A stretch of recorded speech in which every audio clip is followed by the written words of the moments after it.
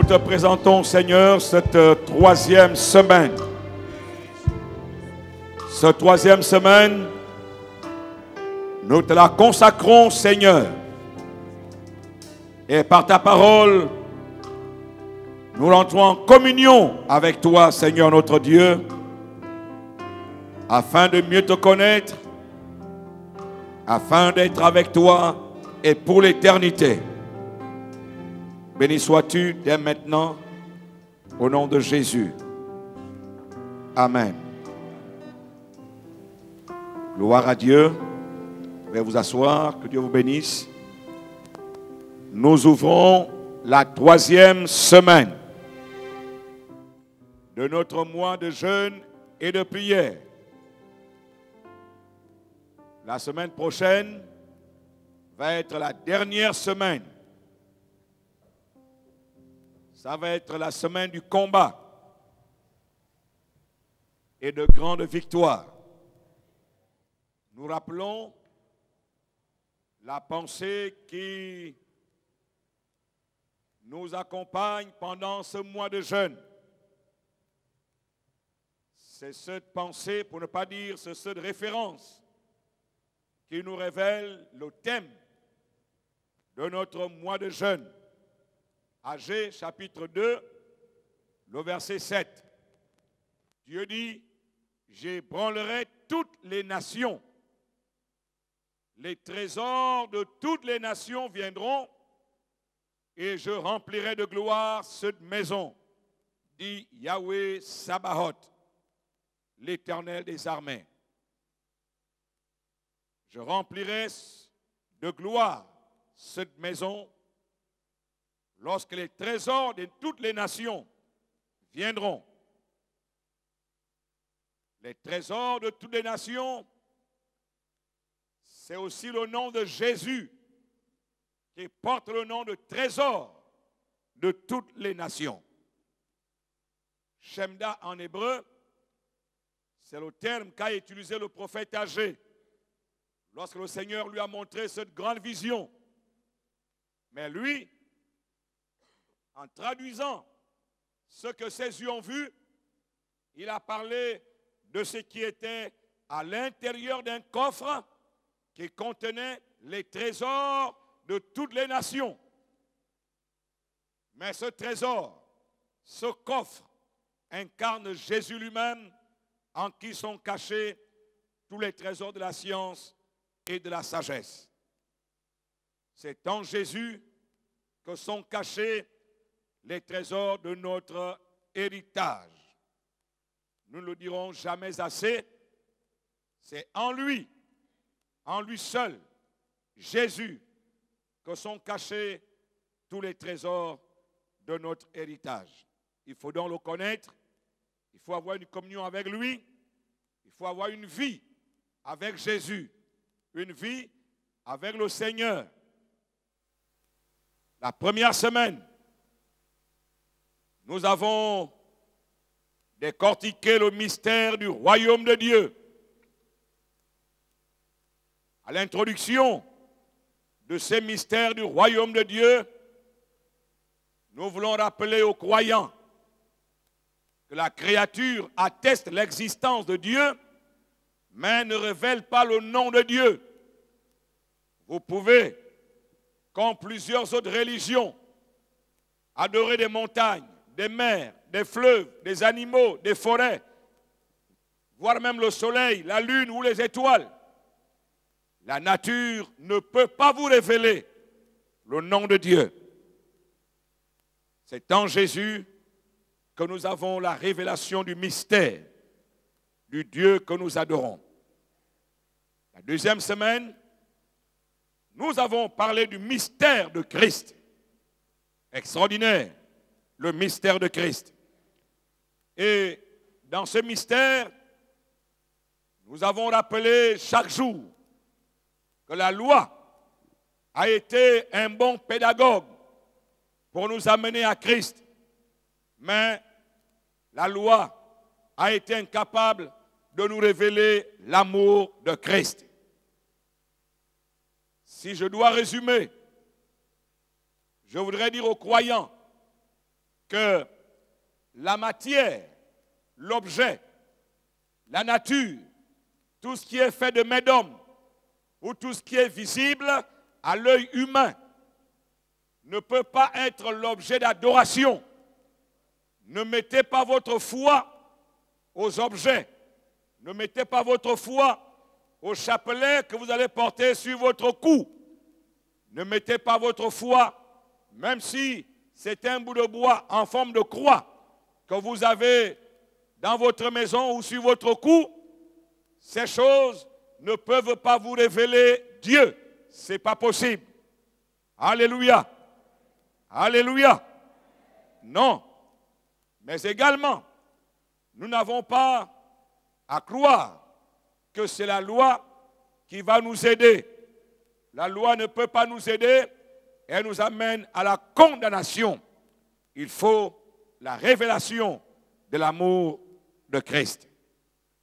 C'est pour cela, lorsque nous avons conclu hier, la deuxième semaine, nous avons répété posséder Christ et être sa possession. Voici l'objet. Voici la dimension, pour ne pas dire le résultat que le Saint-Esprit veut obtenir. Que nous puissions posséder Christ et que nous soyons nous-mêmes sa possession. Le grand combat réside à ce niveau-là. Est-ce que Tony est là? Voilà. Viens nous expliquer ce que tu es venu m'expliquer au bureau en quelques minutes, quelques secondes, liées à cette parole. Des fois, on a besoin de votre langage afin de bien traduire les lois spirituelles, le mystère de Dieu, chacun dans son domaine. On a besoin que, lorsqu'on va parler de maison, lorsqu'on va parler d'ouvrage, que ceux qui sont dans le BTP nous aident dans leur langage pour bien traduire le message du royaume. Jésus a parlé, n'est-ce pas, de ceux qui plantent. Il a parlé de ceux qui courent. Il a parlé de tout ça pour mieux nous expliquer le royaume de Dieu. Nous voulons posséder Christ et être sa possession. En quelques mots. Amen. Hier, pendant le culte, lorsque j'ai vu ce mot de posséder, c'est vrai que posséder, pour moi, c'est une étape. Mais j'ai réfléchi en estimant qu'on est plus qu'une simple possession, une propriété. Pourquoi je le dis? Dans le langage courant, posséder, c'est détenir quelque chose. J'ai la possession de quelque chose. Ça, c'est la langue de tous les jours. Mais nous, lorsque nous sommes au tribunal, dans notre langage, on fait la différence entre posséder et être propriétaire. Je vous prends un cas simple. Vous avez une parcelle de terrain sur laquelle vous avez, par exemple, bâti une maison. Vous avez la possession de ce terrain. Vous jouissez de ce terrain. Mais est-ce que vous êtes propriétaire pour autant? Non. La loi voudrait que pour être propriétaire, il faut avoir un titre foncier. Donc ça veut dire que même si vous êtes sur un terrain depuis plus de 20 ans, tant que vous n'avez pas un titre foncier, vous n'êtes pas propriétaire de cette parcelle. Et le titre foncier, je vais vous indiquer quelques-uns de ses caractères. Le titre foncier est définitif. Le titre foncier est irrévocable. Donc le titre foncier est imprescriptible. Et le titre foncier est inattaquable. Il est définitif. Définitif. Ça veut dire que lorsque vous l'avez, on ne peut plus le remettre en cause. Il est définitif. Définitif. Définitif. Voilà. Alors, il est irrévocable. Il est irrévocable. Vous ne pouvez pas l'amener devant un tribunal pour dire, voici un titre foncier qui a été remis, par exemple, à M. Minko, j'aimerais le remettre en cause. Ce n'est pas possible. Il est irrévocable. Ça veut dire qu'on ne peut pas revenir sur le titre foncier, même s'il y a des erreurs sur le titre foncier. Même si le titre foncier, je vous prends un exemple, et je pense que vous l'avez vu.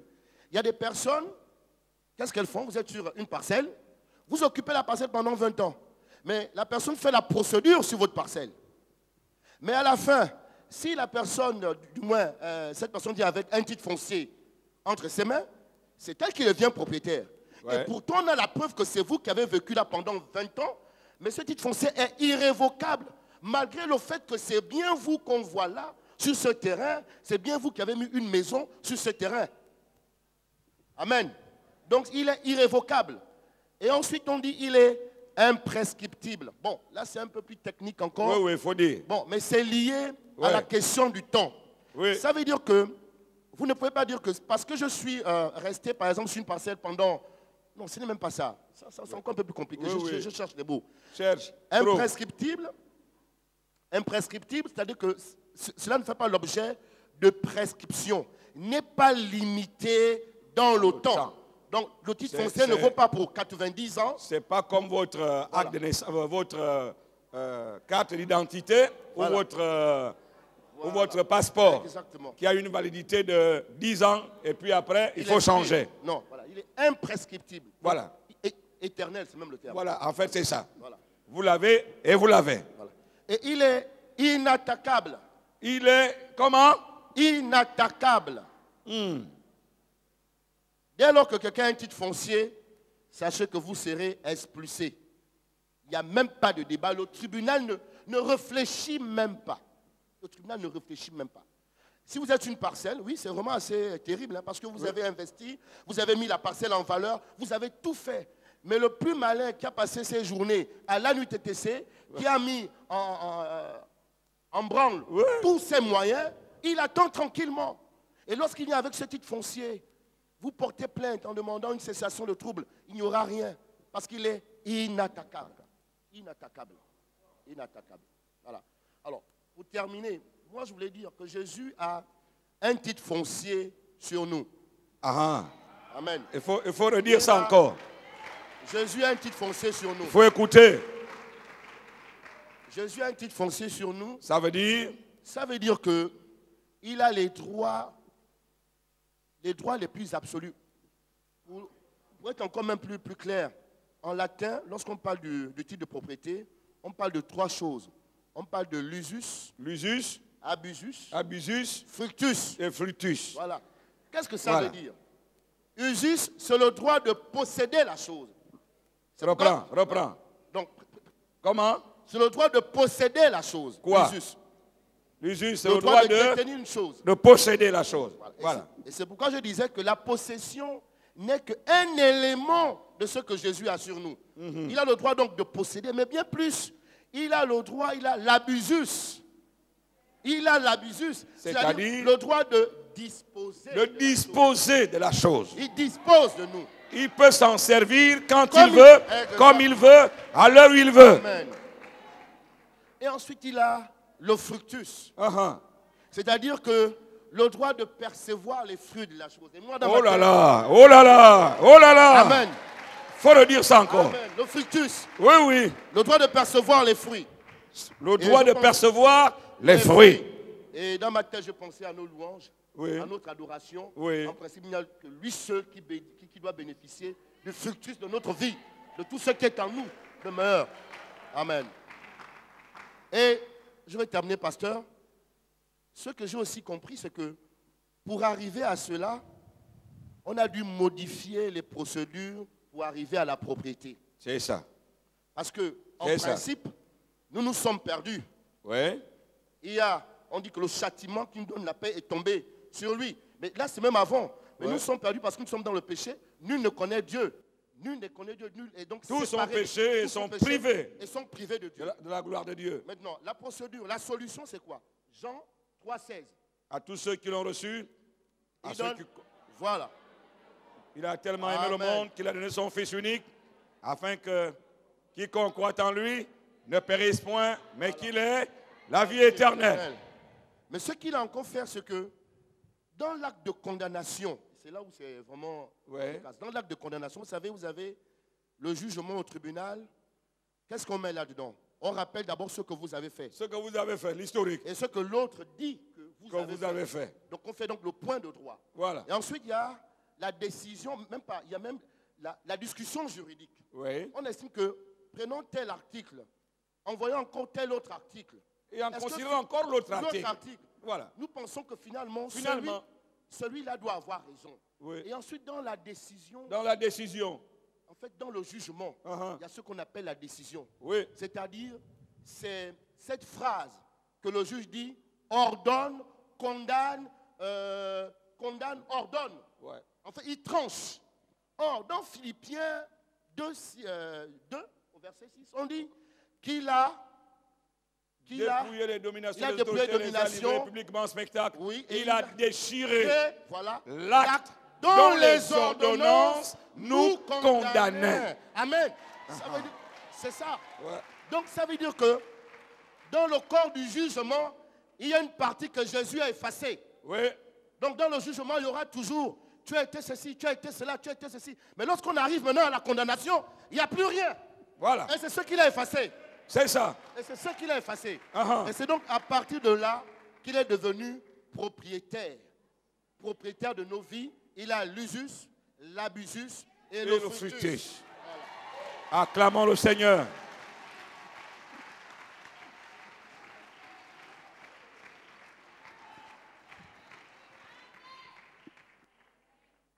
Est-ce qu'il y a une question? Là, il s'en va même. Est-ce que quelqu'un avait une question? Il peut revenir, hein? Si je ne peux pas répondre, je le rappelle. Est-ce qu'il y a une question? Hein? C'est clair, non? Maintenant, nous mettons, et je l'ai dit dimanche, que la difficulté qu'a le Seigneur Jésus, c'est que cette propriété-là a libre expression. C'est ça qui embête le Seigneur. Parce que si ce n'était qu'une bouteille, il dit ça m'appartient, terminé. La bouteille n'a rien à dire. Mais le grand problème, c'est que c'est cette bouteille-là qui se met en opposition avec le propriétaire.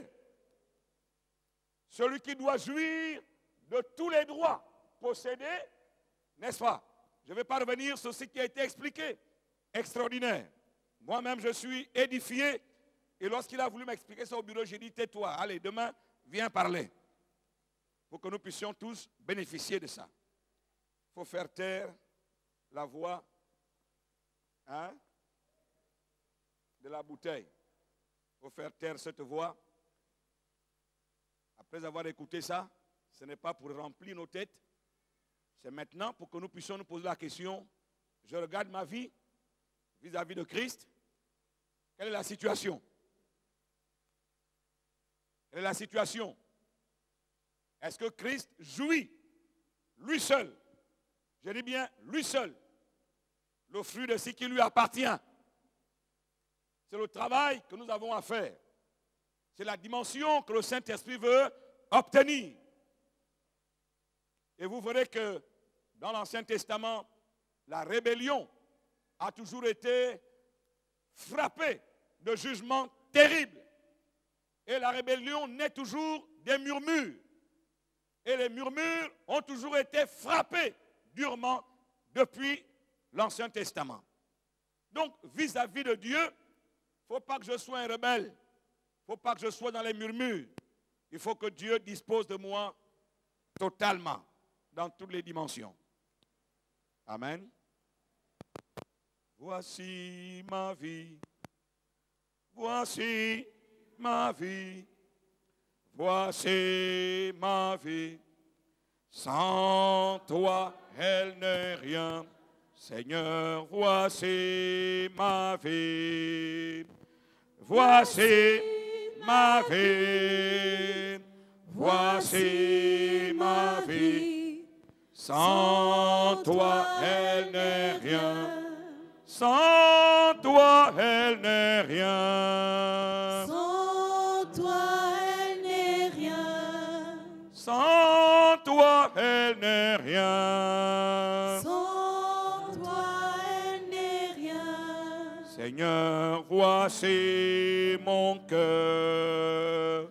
Voici mon cœur. Voici mon cœur.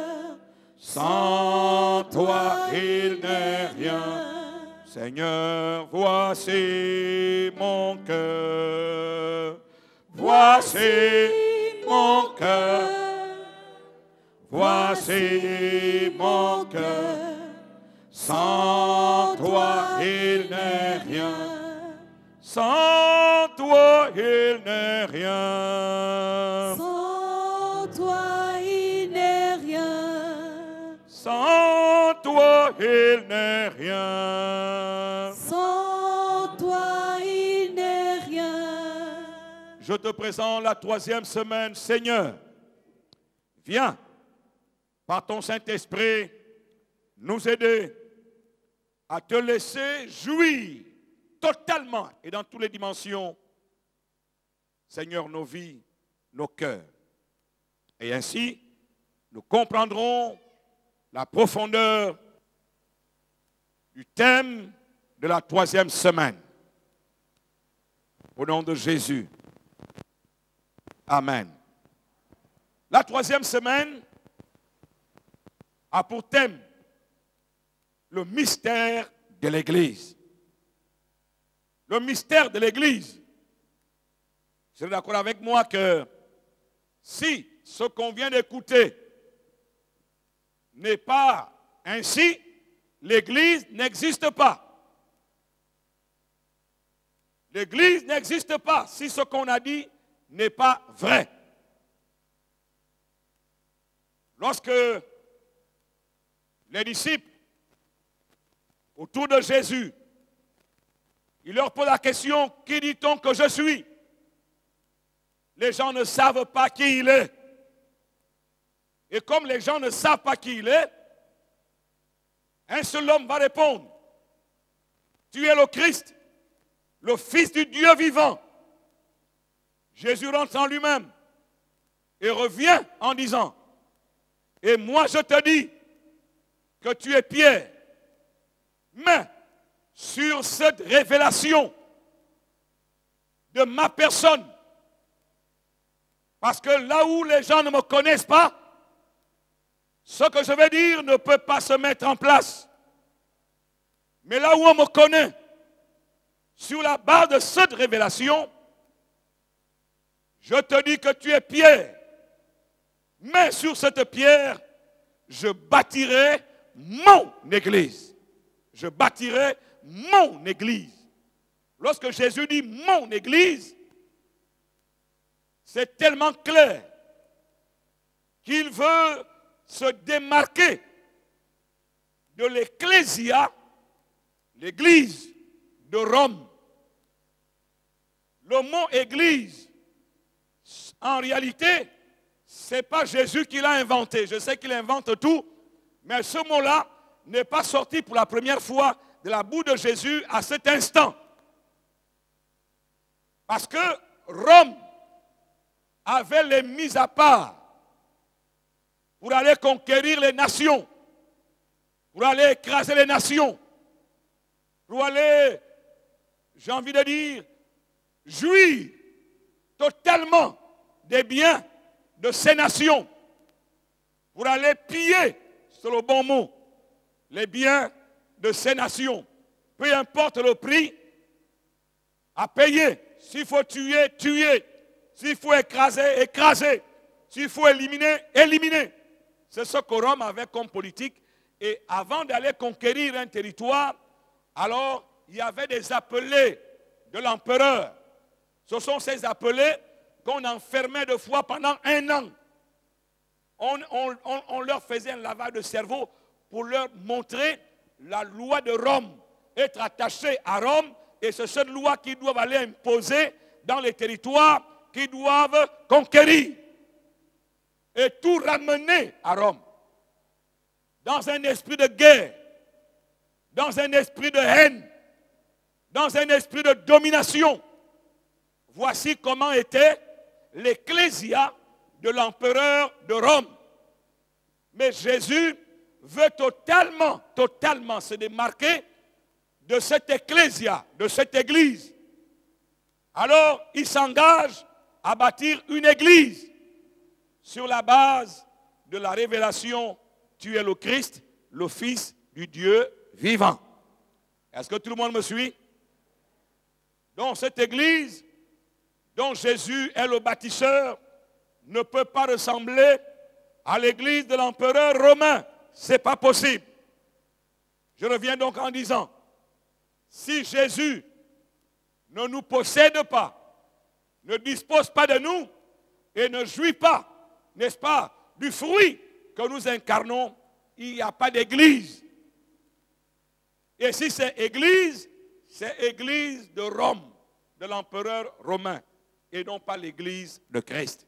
Nous voulons bâtir avec lui l'église de Christ. Alléluia. Alléluia.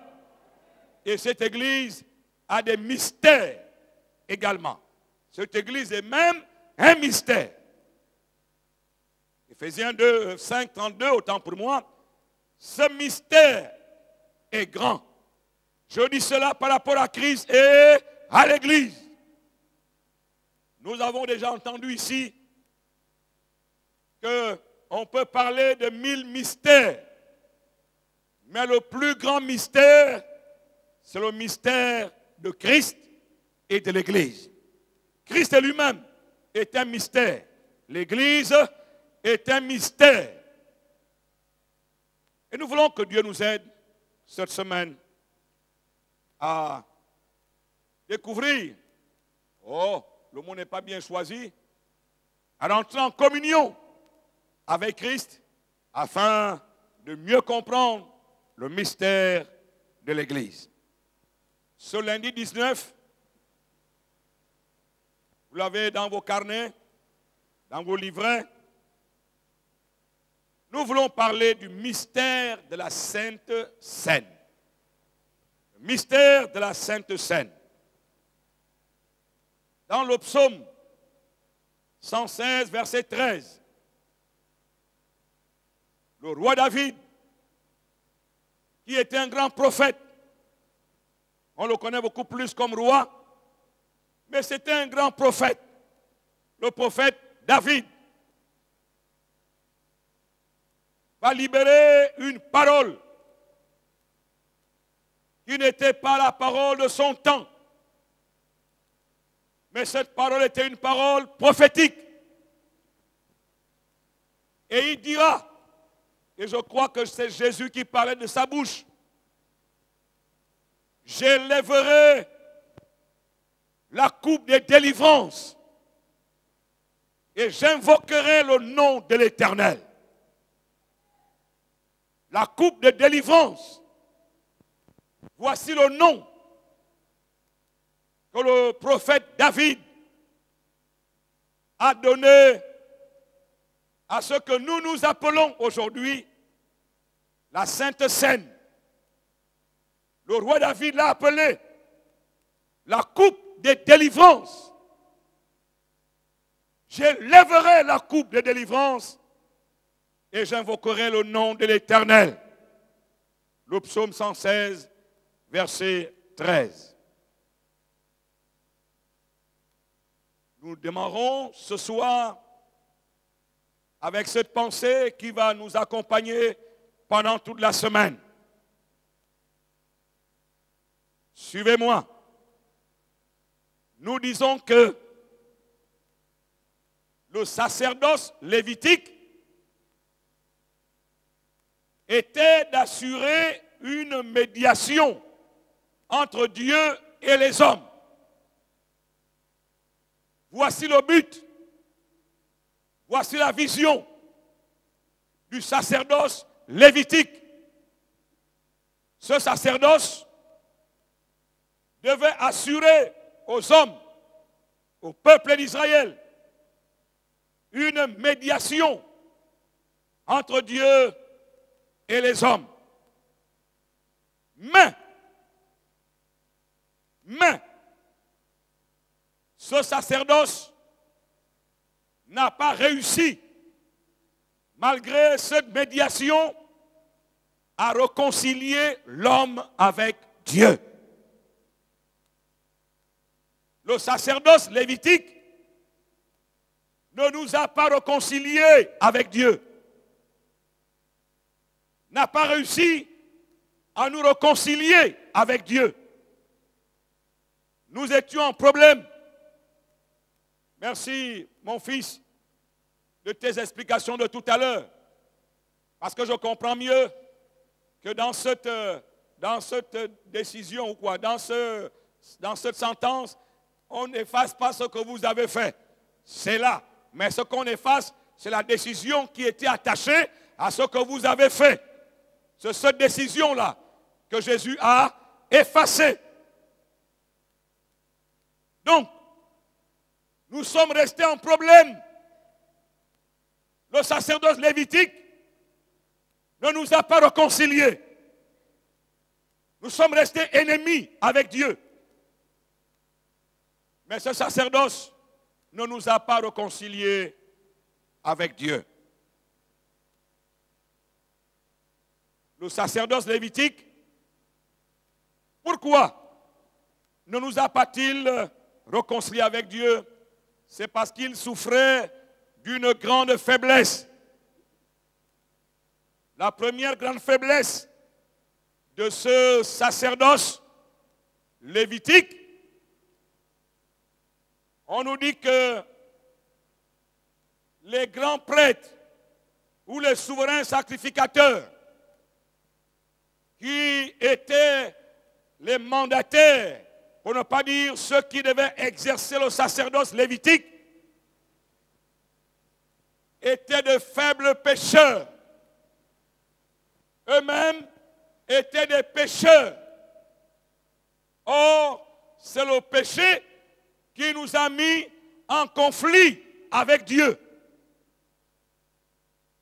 Comme c'est le péché qui nous a mis en conflit avec Dieu, comment un pécheur, lui-même qui est en conflit avec Dieu, peut-il engager une médiation? Est-ce que quelqu'un m'écoute? Est-ce que quelqu'un m'écoute? Voici la faiblesse de ce sacerdoce lévitique, c'est que les souverains sacrificateurs, les grands prêtres eux-mêmes, étaient sujets à pécher. Et comme ils étaient atteints par cette gangrène ou ce virus, eux-mêmes étaient alors en problème avec Dieu. Étant en problème avec Dieu, eux-mêmes ont besoin que quelqu'un fasse de la médiation pour eux. Est-ce que vous me suivez? Or, on les a appelés souverains. Quand vous êtes souverain, ça veut dire qu'il n'y a plus personne au-dessus de vous sur la terre. Est-ce que vous voyez? Est-ce que vous me suivez là? Ils sont souverains sacrificateurs. Comment un souverain sacrificateur? J'ai envie de dire, dans la classe de l'ordre ecclésiastique, il est le plus élevé. Comme il est le plus élevé, il est chargé de faire de la médiation entre Dieu et le peuple. Mais il y a un problème. Lui-même est en problème avec Dieu. Hébreux 5, verset 3 nous dit, il devait offrir des sacrifices pour ses propres péchés et ensuite pour ceux du peuple. Vous voyez la faiblesse de ce sacerdoce lévitique qui n'a pas réussi, à cause de cette faiblesse, de nous réconcilier avec Dieu. Il fallait alors procéder à un changement de sacrificature, un changement de sacerdoce. Il le fallait obligatoirement. Parce que Dieu dans le ciel, son cœur souffre de ne pas nous voir être en réconciliation avec lui. Il souffre. Il veut se réconcilier avec sa créature créée à son image et à sa ressemblance. Mais malheureusement, le sacerdoce qui est exercé n'est pas capable de nous réconcilier. Nous avons parlé hier de l'époux et de l'épouse. Imaginez que, je vais être un peu, je ne sais pas, ça va être un peu bizarre, mais c'est l'exemple que j'ai dans ma tête. Je ne sais pas si ça va bien marcher, mais je vais l'utiliser comme ça. Un couple a un problème et que L'homme veut se réconcilier avec sa femme. La femme ne veut pas. L'homme cherche des voies et moyens pour se réconcilier. Il a besoin de médiateurs entre lui et sa femme. Mais tous ceux qui existent, ce sont des gens qui ont même poussé la femme à s'opposer, à s'éloigner de l'homme. Quel conseil ces derniers peuvent-ils donner à la femme pour qu'il y ait réconciliation? Il n'y en a pas. Vous êtes d'accord avec moi? Mais l'homme souffre. Il souffre, il est seul. Il souffre. Il veut se réconcilier. Et ça fait mal. Alors, Dieu dans le ciel, face à cette douleur, face à cette impatience, ça a trop duré. Les années ne font que passer. Moi, je veux me réconcilier avec mon image, avec ma ressemblance. Qui pourra nous aider à nous réconcilier? Le sacerdoce lévitique n'a pas été capable de nous réconcilier. Alors, comme ce sacerdoce devient inutile par rapport au résultat que je veux obtenir, il faut donc l'écarter et le remplacer par un autre sacerdoce qui soit capable de nous réconcilier. Est-ce que le peuple me suit? Tout ça se passe au ciel. Et l'homme, il s'en fout. Il continue à s'enfoncer dans son péché, à s'enfoncer dans le mal, car il est écrit que le cœur de l'homme est tortueux par-dessus tout. Et chaque jour, son cœur s'éloigne du bien et s'approche du mal, nous dit la parole. Alors Dieu dans le ciel décide de procéder au changement de sacrificature. Il est écrit dans Hébreux 7, verset 26, qu'il nous convenait, en effet, d'avoir un souverain sacrificateur comme lui, saint, innocent, sans tache, séparé des pécheurs et plus élevé que les cieux. C'est lui seul qui pouvait engager cette médiation. Parce qu'il était saint, innocent, sans tache, ça veut dire sans péché. Est-ce que vous me suivez? Il est même séparé des pécheurs. Donc, comme il est séparé des pécheurs, il peut alors engager d'une manière objective la médiation entre Dieu et l'homme, le pécheur, sans parti pris. N'est-ce pas? Et s'il y a même un parti pris, il connaît le cœur de Dieu. Il connaît le bien que Dieu veut donner, n'est-ce pas, à l'homme. Il sait ce que l'homme perd. Ce que l'homme perd en étant loin de Dieu. Alors, c'est un médiateur excellent parce que s'il s'engage, en réalité, il n'a rien à gagner. C'est toi qui as tout à gagner. Alléluia. Il nous fallait un souverain sacrificateur de ce type-là. D'accord? C'est lui seul qui pouvait nous réconcilier avec Dieu. Parce qu'il a cherché tous les souverains sacrificateurs. Tous étaient infectés par le péché. Ils étaient eux-mêmes en problème avec Dieu. Ils ne pouvaient donc pas faire de la médiation. Or, ce sacerdoce était pour la médiation, pour qu'il y ait la paix entre Dieu et les hommes. Mais le sacerdoce n'a pas réussi et Dieu a été dans l'obligation de changer de sacerdoce. C'est pour cela, Christ, il est l'auteur, il est le souverain sacrificateur, il est en même temps le sacrifice qui consacre la nouvelle sacrificature. C'est toute la totalité du plan de rachat qui est présentée là. La totalité. En fait, Dieu a exclu tout homme. Tout homme. Il a dit tout à l'heure, tous ont péché et sont privés de la gloire de Dieu. Tous ont péché. Il n'y a pas un seul homme qui soit juste. Pas même un seul.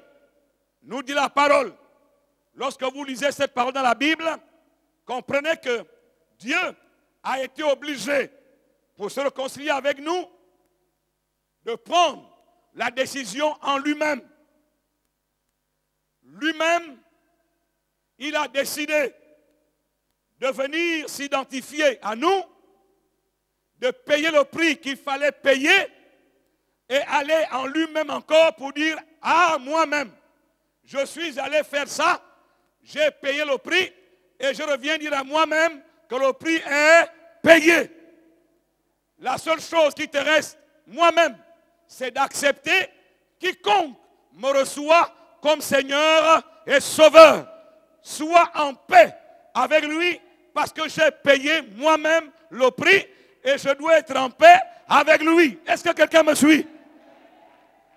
C'est pour cela, lorsque vous nous entendez insister sur Christ Jésus, de chercher à le connaître, parce qu'en dehors de lui, il n'y a point de salut. Il n'y a point de salut. C'est de lui, par lui et pour lui que sont toutes choses. Cherchez-le. Hors de lui, il n'y a pas de solution.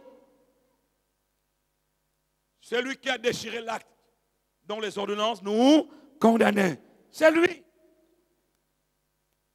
Il est l'auteur, il est le sacrificateur et il est le sacrifice. Les trois dimensions. C'est lui-même qui décide de régler le problème. Il est l'auteur. Le souverain sacrificateur qui est chargé de faire de la médiation pour que Dieu et les hommes soient en paix, il est en même temps lui-même le médiateur. Et le médiateur, pour qu'il y ait réconciliation, sans effusion de sang, il n'y a point de pardon. Il fallait que le sang coule pour que le pardon soit accordé. Dites-moi à cause de quoi? Parce que le péché est dans le sang. Mais le péché est dans le sang. C'est le sang de qui va couler et qui va satisfaire Dieu dans le ciel? Si c'est le sang d'un homme, lui-même, il y a le péché dedans, souillé. Le sang d'un animal, c'est un animal. D'un animal, autant pour moi, c'est un animal, son sang sert à quoi? Ça n'a pas de valeur par rapport au problème. Le problème est trop grave, le problème est trop élevé pour que ce soit le sang d'un animal. Le problème est trop grand. Le sang d'un être humain plein de péchés ne peut rien régler, ne peut rien régler. Parce que le problème est trop grave. Il fallait un sang qui soit sans tache, innocent. N'est-ce pas? Saint. Alléluia. C'est le seul sang qui pouvait ramener la paix, qui pouvait établir la paix, qui pouvait satisfaire le cœur de Dieu. Alléluia. Alléluia. Christ est l'auteur, il est le sacrificateur, mais il est en même temps lui-même le sacrifice. Dieu. Waouh. Tout ça, tu fais ça pour moi? Hein? Je suis qui, moi? J'ai fait quoi pour que Jésus fasse tout ça pour moi? Ça me touche, ça me bouleverse. Mais il a fait. Alléluia. C'est Romains 5, verset 10 qui dit que nous avons été réconciliés avec Dieu par la mort de son Fils. J'aurais pu vous demander d'acclamer le Seigneur, mais vous avez les bics et les cahiers à la main. C'est compliqué. Hein? Ça, c'est ce que l'Église doit savoir. C'est ce que les chrétiens doivent entendre. Nous avons la paix avec Dieu par la mort de son Fils. Nous avons été réconciliés avec Dieu. Pas par des délivrances, pas par l'onction d'huile, pas par je ne sais pas trop quoi. Nous avons été réconciliés par la mort de son Fils. Vous devez le savoir. Au lieu qu'on vous entretienne sur les démons, les dominations, les condamnations et tout ça. Ça ne vous fera pas monter. Ça ne vous fera pas grandir. Vous resterez des bébés. Mais la maturité vient lorsque vous savez quel est le prix que Jésus a payé pour vous. Alléluia. Nous avons été réconciliés. Ce que le sacerdoce lévitique n'a pas réussi à faire. N'est-ce pas? Mais par la mort de Jésus-Christ, nous avons été réconciliés. 2 Corinthiens 5, verset 18. Et tout cela vient de Dieu. C'est ce que je dis là. Tout cela vient de qui? De Dieu lui-même, en lui-même. Il a décidé par lui-même et en lui-même de régler cette affaire.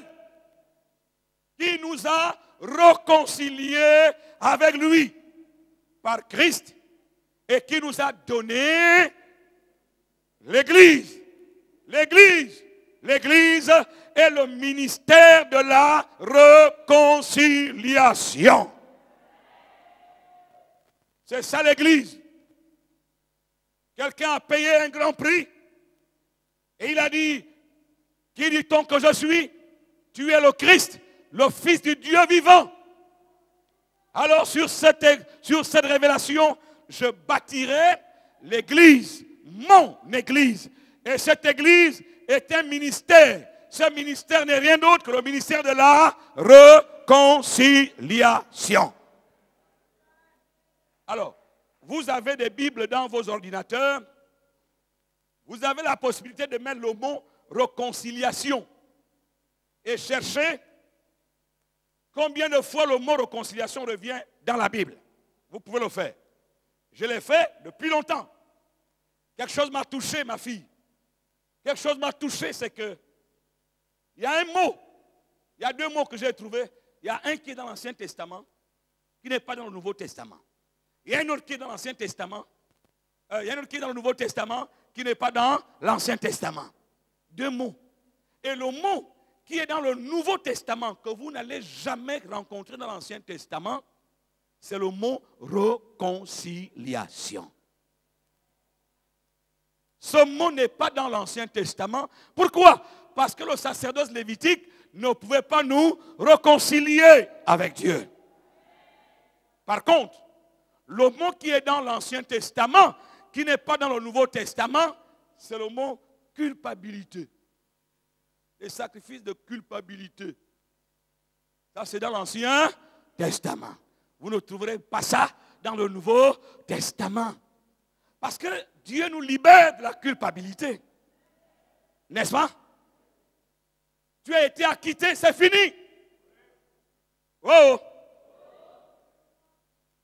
Un prisonnier, qu'un gardien de prison embêtait pendant qu'il était en prison.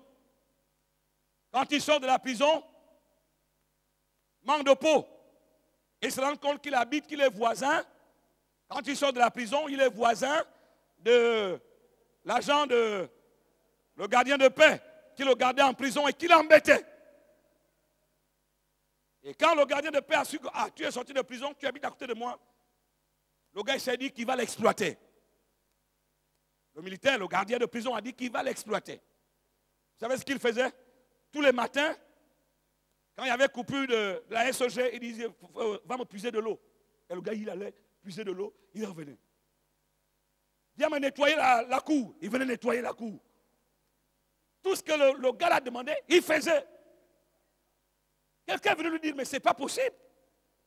Attends, dis-moi, tu as fui de la prison ou bien, qu'est-ce qui se passe? Il dit, non, j'ai été libéré. Est-ce que tu as une décision de ta libération? Oui, va me prendre ça. Il est allé prendre la décision de sa libération. Et dans la décision de libération, on a dit qu'il est maintenant libre. Il a totalement rempli, n'est-ce pas, comment on appelle ça? Il a puisé sa peine. Il a purgé sa peine. Donc c'est terminé. Maintenant que tu es libre, est-ce que tu sais que ce militaire-là, ce gardien de paix, il n'a plus le droit de te manipuler? C'est fini. C'est là-bas qu'il commandait sur toi. Maintenant, ici, là, il n'a plus le droit de te commander. Il dit quoi? Ça, c'est vrai, ça? Est-ce que ça, c'est vrai? Le monsieur lui a démontré que c'est vrai.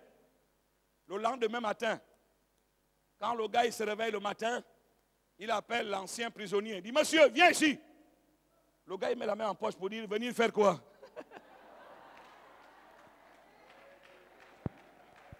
Va me puiser de l'eau. Toi-même va puiser l'eau.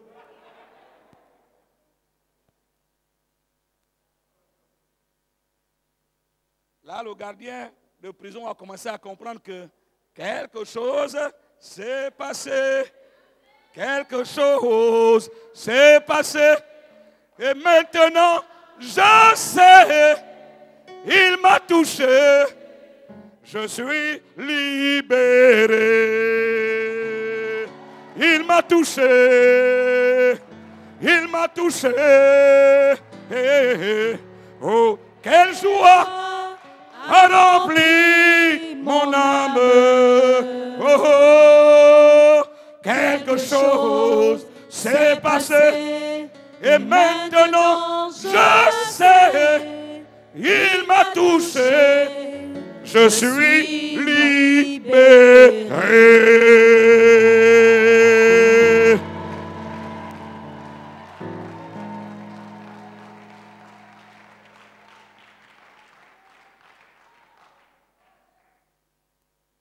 Il y a des prédicateurs qui sont les gardiens de prison, qui après avoir été libérés par le Seigneur, vous disent que non, vous n'êtes pas libérés. Il faut qu'on vous détache. Comme on a détaché Lazare. Il y a eu combien de Lazare dans l'histoire? Et toi, tu t'appelles Lazare? Quel est ton prénom? Mais la fille Jairus aussi a été libérée, a été ressuscitée, n'est-ce pas? Est-ce que Jésus a dit de lier là? Non.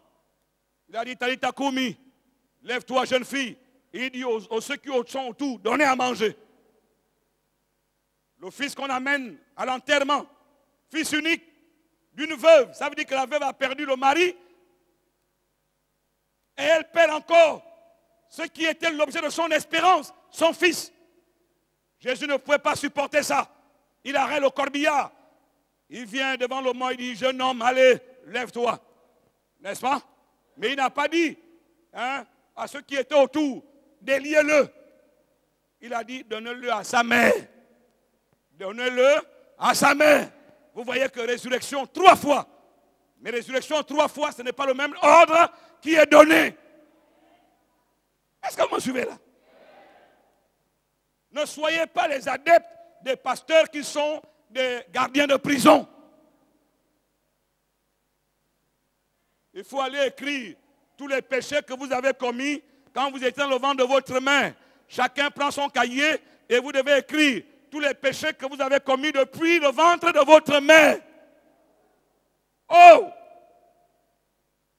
C'est un scandale. Christ n'est pas mort en vain pour qu'on me renvoie dans la poubelle, aller fouiller tout le mal que mes parents, mes arrière-grands-parents, non. Ils vont même plus loin.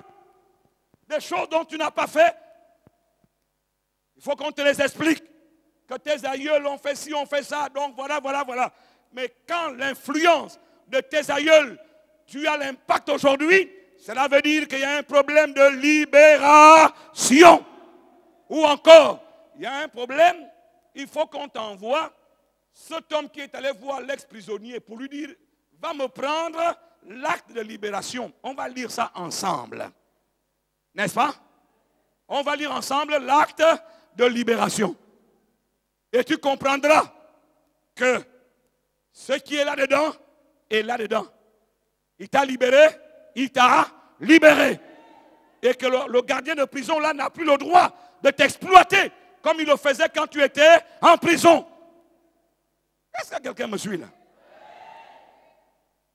Vous avez peur des sorciers, vous avez peur des marabouts, vous avez peur des francs-maçons, vous avez peur des rosicruciens, vous avez peur de tous ces gens-là qui vous ont certainement dominé pendant que vous étiez dans le monde.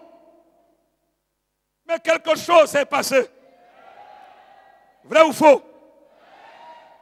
C'est votre foi qui rend ce que je dis réel. C'est votre foi. Et les pasteurs sont là pour venir vous dire, faites sortir votre Bible qui décrit votre libération. N'est-ce pas? On va lire ensemble. Et comme on est en train de lire ensemble, on te dit, il a tout mis sous tes pieds. Il a dit que tu es plus que vainqueur.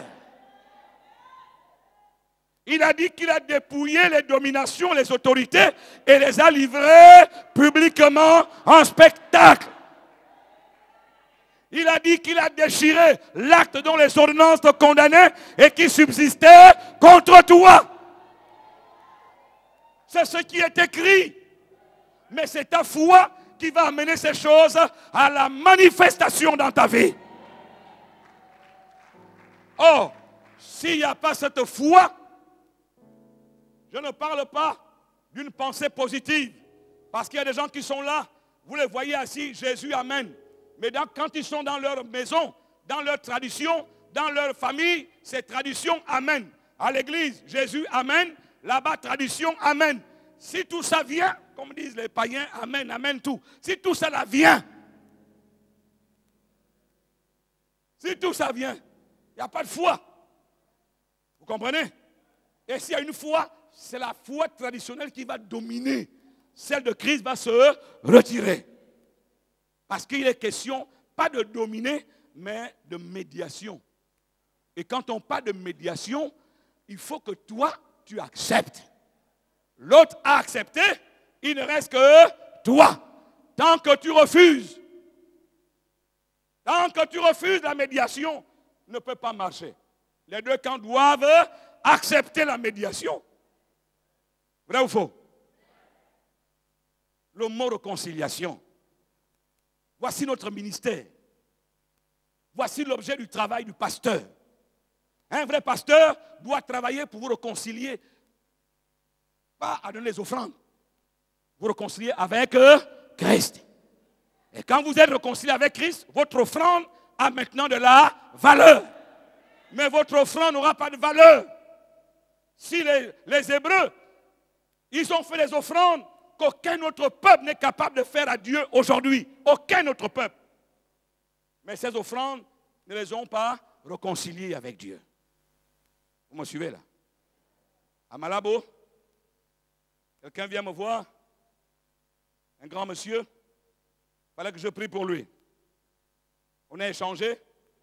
Au moment où je devais dire, bon, on va commencer à prier. Il me dit, attends, pasteur Tamayan, Ngongo, attends d'abord, pasteur Tamayan.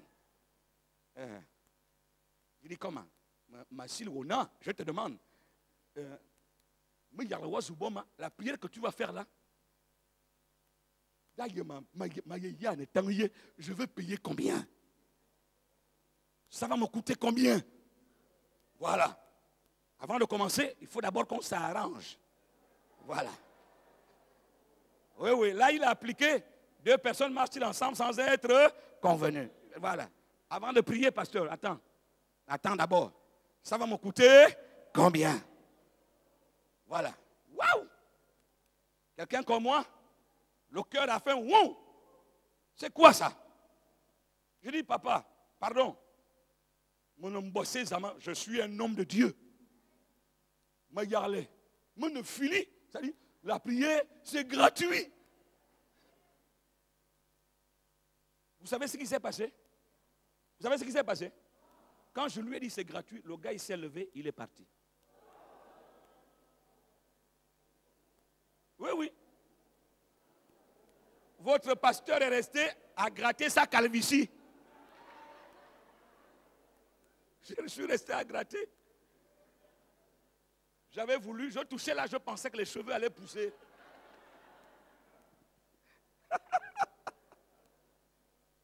Là, je m'attendais à un miracle au moins.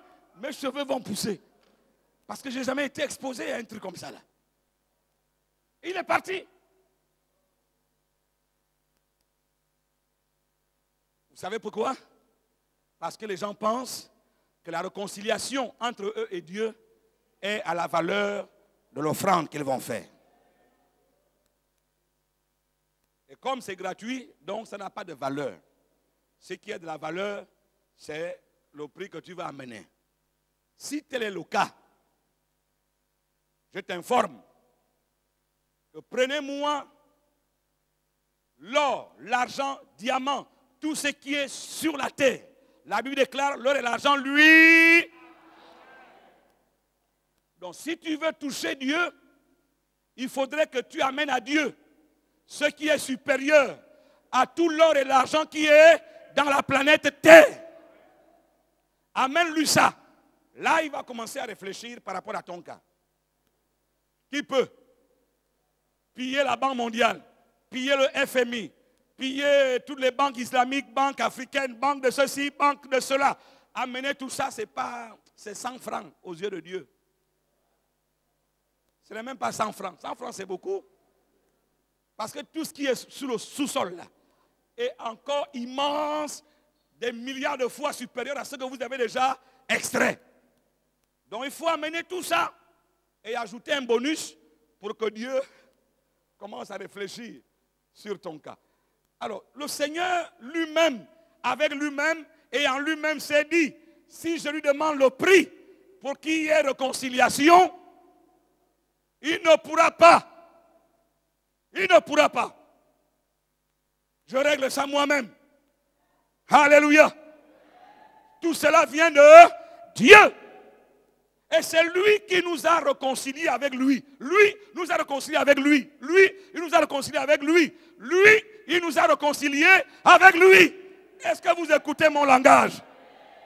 J'ai envie de parler le français qui permet de traduire la réalité spirituelle. Il nous a réconciliés avec lui-même.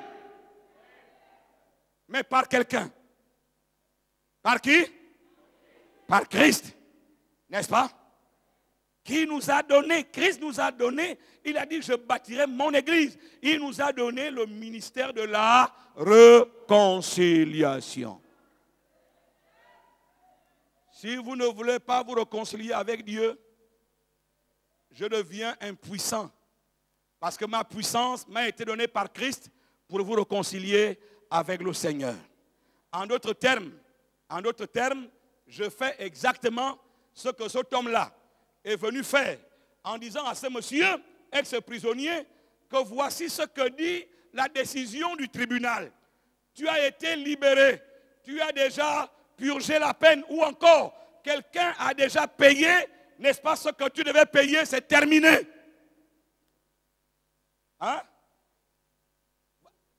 La caution est payée, c'est fini, l'affaire est réglée. Tu ne vas plus continuer à te soumettre à ce gardien de prison. C'est fini. Imaginez que moi, je suis cet homme-là qui vient parler à cet ex-prisonnier et lui, il me crache au visage. Il me chasse et il continue à aller puiser de l'eau. Hein? Vous me suivez? Voilà, malgré mon travail, je peux encore aller chercher d'autres articles du code pénal et venir lui montrer que, ah papa, en considérant tel article, on regarde encore l'autre article. Et avec cela, voici ta situation. Tu as été libéré. Et lui dit, ah, quitte là. Hein? Je vais aller puiser l'eau. Je vais aller débrousser la maison de mon gardien de prison. Si c'est toi, tu fais quoi? Dites-moi. Tu laisses, non? Oui. Tu laisses. Peut-être que tu reviens. Comment? Mais dis ça bien, papa. On est ensemble. Quand vous avez une idée, donne-la fort. Ne murmure pas parce que c'est important. Tu as dit? L'esclave qui veut rester esclave. Tu peux faire quoi? Tu ne peux rien faire. Tu ne peux absolument rien faire. Est-ce que vous me suivez là? Voilà le pasteur. Le pasteur te lit la parole pour te dire, toi-même maintenant là, quand ce gardien de prison va revenir, dis-lui que tu es libre. Mais si toi-même tu ne le lui dis pas, ce n'est pas le pasteur qui va venir le lui dire. Nous sommes d'accord? Ça veut dire que cette vie-là, c'est toi qui dois désormais te considérer comme un homme et une femme libre. Et mettre la main en poche et dire à ce ex-gardien de prison, parce que tu n'es plus en prison, lui aussi devient un ex-gardien. Voilà. Quand les ex, c'est fini, il n'y a plus de lien. Tu mets la main en poche. Tu lui dis, moi là, je suis une créature nouvelle. Si quelqu'un est en Christ, il est une nouvelle créature. Les choses anciennes sont passées. Toutes choses sont devenues nouvelles.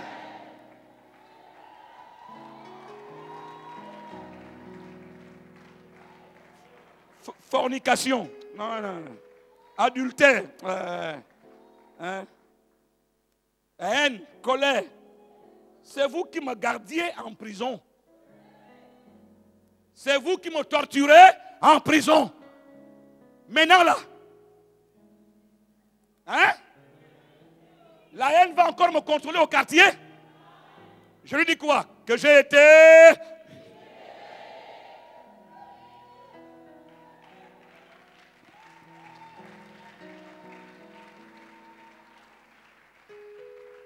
C'est ce que l'Église doit savoir. Vous voyez que jusqu'à maintenant, l'intervention des esprits n'intervient même pas encore. Il n'y a que des actions, tes propres actions, qui te maintenaient en prison. C'est à ces actions-là que tu dois dire, maintenant là, la colère. Tu me mets... Non, j'étais esclave, moi-même qui vous parle de la colère. Je ne pouvais pas m'en défaire. Mais quelqu'un est rentré dans ma vie. Alléluia. Il a payé le prix et il m'a libéré. Maintenant, quand j'arrive au quartier, manque de peau, la colère est mon voisin. C'est ma voisine. Vous me suivez? Et la voisine m'envoie aller puiser de l'eau. Je fais quoi? Dites-moi, je fais quoi? Aidez-moi, je fais quoi? Je lui parlerai en espagnol et je dirai fuera! Fuera! Je ne suis plus en prison. N'est-ce pas? Les femmes mariées, rentrez à la maison dans la paix. Parce que vous habitez avec votre voisin là. N'est-ce pas? Ce n'est pas lui le problème. Mais lui, il veut venir te montrer que tu n'es pas encore libre. C'est pour ça qu'il te provoque matin, midi et soir. Quand on est libéré, on est... Tu vas repartir au gros bouquet? Toi-même avec tes deux pieds pour dire je m'en vais au gros bouquet parce que j'habite avec le voisin. Mon voisin, c'est le gardien de prison. Donc, au lieu qu'il m'embête ici, je préfère retourner au gros bouquet. Volontairement. Tu vas faire ça? Mais non! Dis non!